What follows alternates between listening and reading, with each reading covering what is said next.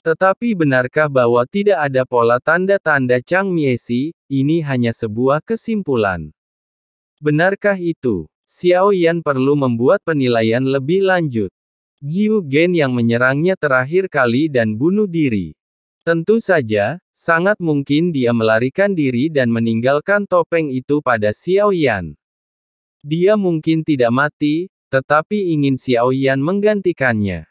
Tapi sekarang Xiao Yan berada dalam dilema. Dia mengenakan topeng Jiu Jin, menjadi Jiu Jin dan memasuki pertemuan milik Chang Mianxi. Karena itu, divisi Changmi hadir dalam pertemuan ini. Apakah sebelum dia menjadi Jiu Liang atau diantisipasi bahwa dia akan menjadi Jiu Jin? Yang pertama masih bisa dimengerti. Jika yang terakhir, akan sangat menakutkan jika Anda memikirkannya baik-baik. Dengan kata lain, jika kita mengecualikan satu orang kecuali Xiao Yan, masih ada 6 orang yang tersisa. Apakah ada 2 orang yang bertautan pada saat yang sama dalam suatu rapat?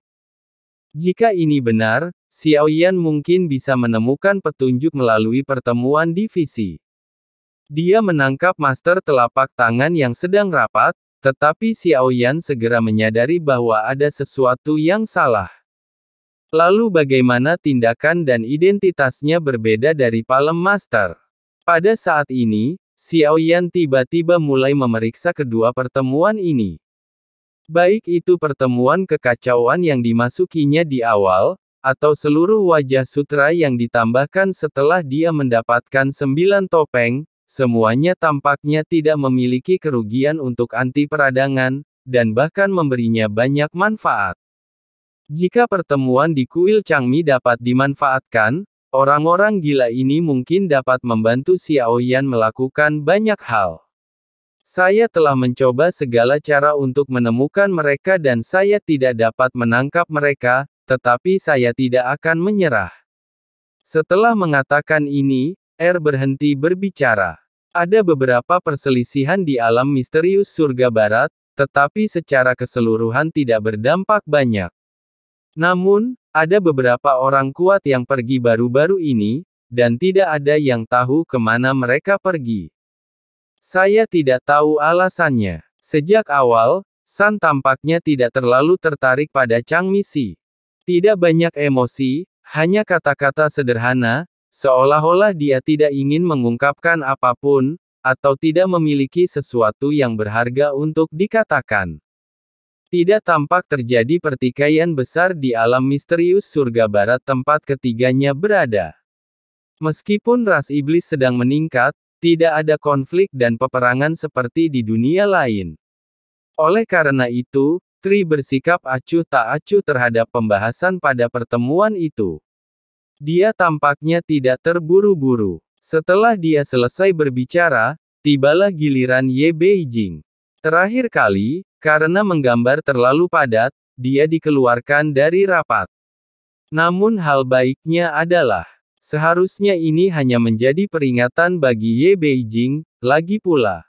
Ye Beijing tidak melakukan kesalahan prinsip apapun, dia juga tidak melanggar aturan.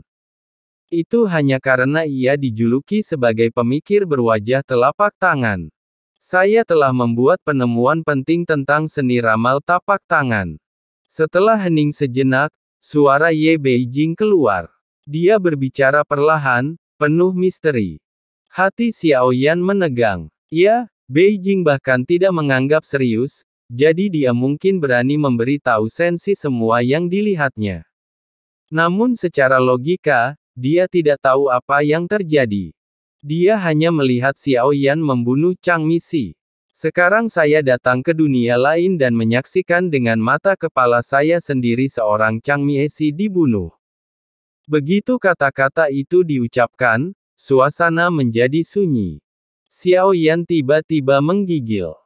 Tampaknya Ye Beijing akan menggunakan apa yang dilihatnya sebagai topik pembicaraan. Apa yang aneh tentang pembunuhan Chang Miesi? Aku juga sudah membunuh. Yang kedua langsung berkata. Xiao Yan mengerutkan kening saat mendengar ini. Hua Ken berkata bahwa dia juga telah membunuh seseorang, jadi situasinya agak jelas. Kalau keadaannya sama seperti ini, maka Hua Ken sudah pura-pura jadi pencuri sejak awal. Dia adalah Chang Miesi dan segala sesuatu memiliki asal-usul yang dapat dilacak. Dan itu bisa dijelaskan. Xiao Yan masih ingat Hua Ken berkata bahwa dia akan mengejar setelah mendapat serangan telapak tangan.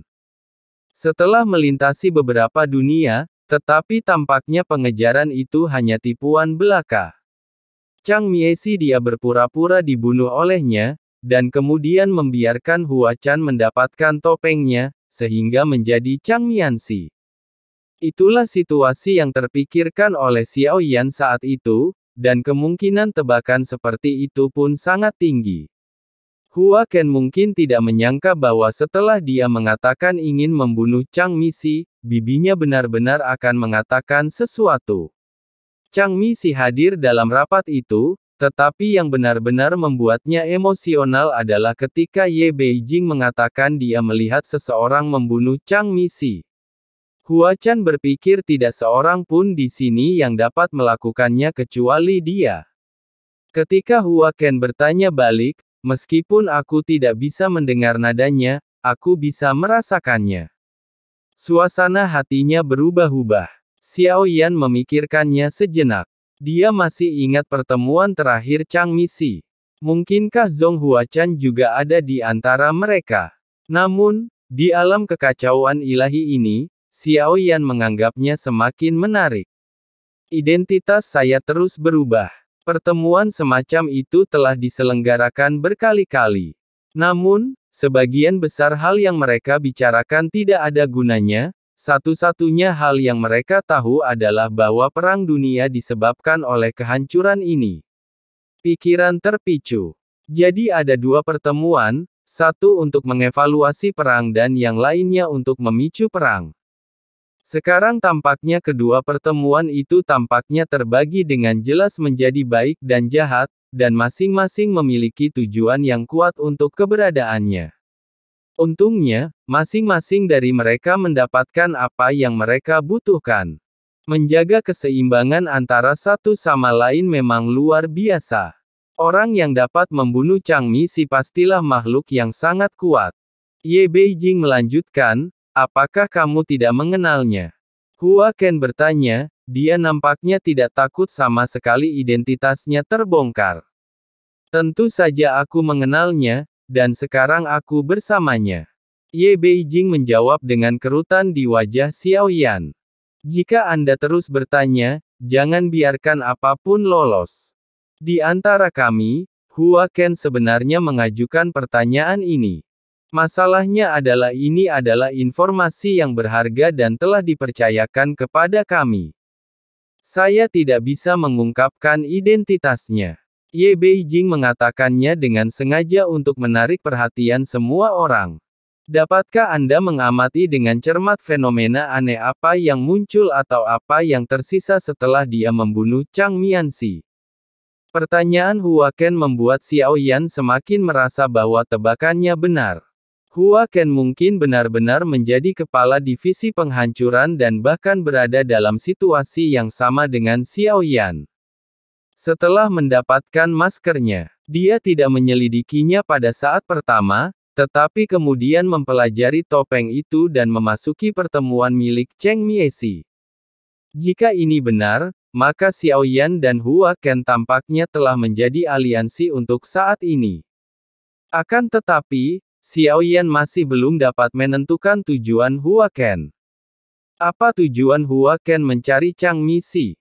Apakah hanya karena Anda tidak suka Chang Miesi? Sebelum mengetahui masalah ini, Xiao Yan tidak pernah mengungkapkan identitasnya dan akan menyembunyikan dirinya dari satu sama lain. Hanya dengan bersembunyi dengan baik Anda dapat menjamin keselamatan. Saya dapat bertukar bantuan dengan Anda untuk mendapatkan informasi, bisakah Anda memberitahu saya? Hua Ken berkata sambil bertukar bantuan untuk mendapatkan informasi. Apa kamu yakin? Ye Beijing terdiam sejenak, lalu bertanya balik. Setelah mengatakan ini, Hua Ken terdiam sejenak. Sekarang, itu tidak diperlukan. Tidak masalah. Ketika Hua Ken menghadapi Ye Beijing, dia benar-benar menjadi bersemangat. Wanita ini sungguh luar biasa.